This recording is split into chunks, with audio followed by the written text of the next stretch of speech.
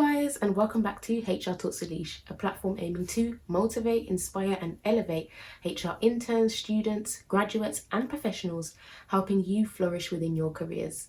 If you're new here, then welcome to the HR Talks with Lish community. Please can you like, comment, subscribe and click that notification bell so that you're always notified every single time I post a video. And without further ado, let's get into today's video. So in today's video, I'm going to give you 5 tips on how to improve your LinkedIn profiles. Now, LinkedIn is so important to get right in this day and age. So many more people are using LinkedIn and it's always growing in numbers. You need to make sure that your LinkedIn profile is standing out and reflecting who you are as an individual, ensuring that people are able to reach out to you, you can find new opportunities and hopefully find employment opportunities from your profile. So if you want some advice to help improve your LinkedIn profile, then please keep watching this video and I'll get right into it. So the first thing that I recommend that you do to improve your LinkedIn profile is to make sure that you've got a decent profile picture. Now, your profile picture should be something that looks professional and represents you within that kind of setting. You shouldn't have a profile picture that is a long distance shot. I've actually got one that's a long distance shot, but to be fair, I need to listen to my own voice as well. You need to make sure that your LinkedIn profile picture is about 60% of your face. That's what I've seen that's been recommended. So make sure it's a really good, clear headshot. You don't want anything that looks too pixelated or you can't see you because it just doesn't look professional. So I definitely recommend that you update your profile picture to a clear, nice headshot of yourself. My next tip within that is to make sure that you've got a background picture on your profile. Now, this could be anything from something that represents who you are or represents something that you're doing on the side creatively. So for example, mine is my HR Talks with Lish brand logo. But you could also have a profile background picture of a inspirational quote that you like, or it could just be like a solid color that you like. It could be a picture of a city landscape. It could be you doing work in different areas of your either career or what you're doing as a student.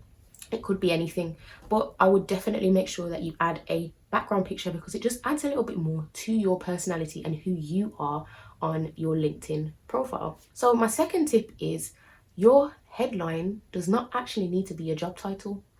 Now, there are some people on LinkedIn who have not put their job title specifically as their headlines. For example, my headline is my job title still, but I'm just saying this because you could improve your profile and this could be beneficial for you. So my profile at the moment, the headline is just HR administrator at the company that I'm at. But you could change your headline to reflect a little bit more about your position and kind of what you think of your job role and what you think you're doing or how you believe that you're serving within your job role. So I'm just going to do an example for someone who may be a HR graduate. So for example, if you're a HR graduate, you could put HR graduate currently developing my skills and knowledge to help serve employees within my company. Something like that. It doesn't have to be exactly like that, but just something describing a little bit about what you're getting from it and how you're helping people within your role. This is actually something that if you actually search for people on LinkedIn and look at their headlines, then not everyone just has their job title in there. So you might want to incorporate this on your profile too. My next tip on improving your LinkedIn profile is to make sure that your summary tells a story. So your summary doesn't just have to be a list of things like skills that you have or just something basic that you might have copied from your CV, for example.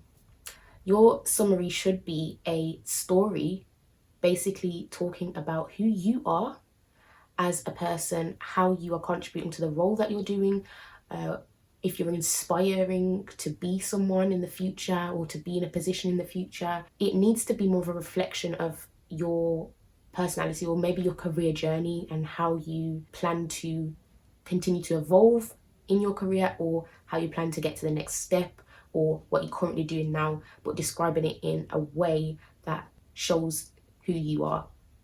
because the summary is called a summary for a reason. It's a summary of you. It's not called list of skills. There is actually a skills section on LinkedIn where you can put your skills on there, but some people use a summary for that. You don't need to. So yeah, make sure you're telling a story on your summary. This will also help recruiters to kind of find out a little bit about you and what you're trying to find and where you're trying to go. And it could help you stand out and actually get job opportunities. So make sure that you are utilizing the summary part of your LinkedIn profile. My fourth tip is actually to request recommendations. Now, there is an option to request for a recommendation from somebody on LinkedIn. So for example, if you wanted to request for a recommendation from somebody that you work closely with at work, maybe worked on a really great project and it went so well, and you want to get a recommendation from them, all you need to do is go onto the profile of the person you want the recommendation of, and then you just click on more, and then it should have a drop down menu and it says request recommendation. So then you can type in how the situation that you were in when you were working with them. So for example, if you worked in a group, it will say worked in a group with, and you type in the role that you're doing currently, and then in the message box you can actually edit this if you want to, but it just automatically comes up with, can you please write me a request? Once you send that off, the person will receive that in their LinkedIn inbox, and then they can write a recommendation for you.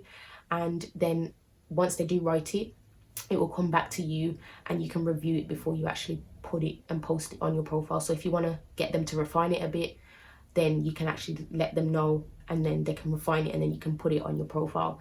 But I think getting recommendations is great because you are able to then have on your profile something that someone thinks you've done really well. And if people go on your profile and see that other people believe you're good at this skill, they may want to reach out to you for an opportunity for you to showcase that skill that you're really good at, or the project that you did amazingly. Maybe they need help and advice to do a similar thing, so they could reach out to you. Like, there's endless opportunities that can come from requesting for recommendations, and you can also give recommendations to people as well if that's something that you would like to do for someone who you've worked with and you think they've done a great job. So returning the favor can be really beneficial and amazing because people can see that you've actually got a real connection on that thing that you did amazingly.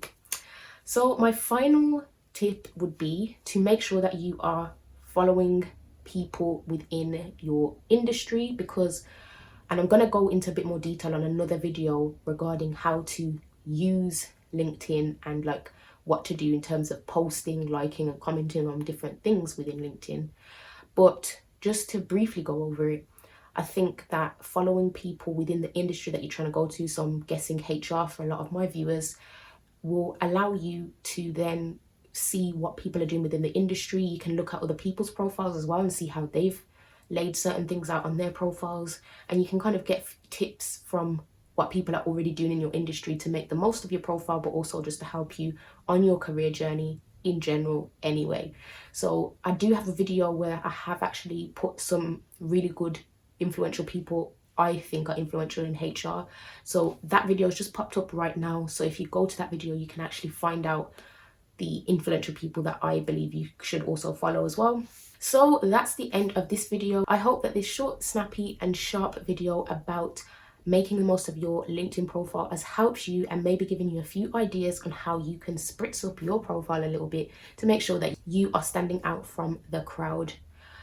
If this video has been beneficial and you would definitely like to see a part 2 where I talk about how to make the most of making posts, commenting, liking and utilizing LinkedIn to the max, then please comment down below if you want to see that, and also comment down below any video suggestions that you have for this channel. I'm trying to make sure that I make content for you specifically and make content based on what you want to see. So yeah, thank you so much for watching this video. All links that I've used to find the information out about what I've told you on this video are down below, so please check those out. And I'll see you in my next video.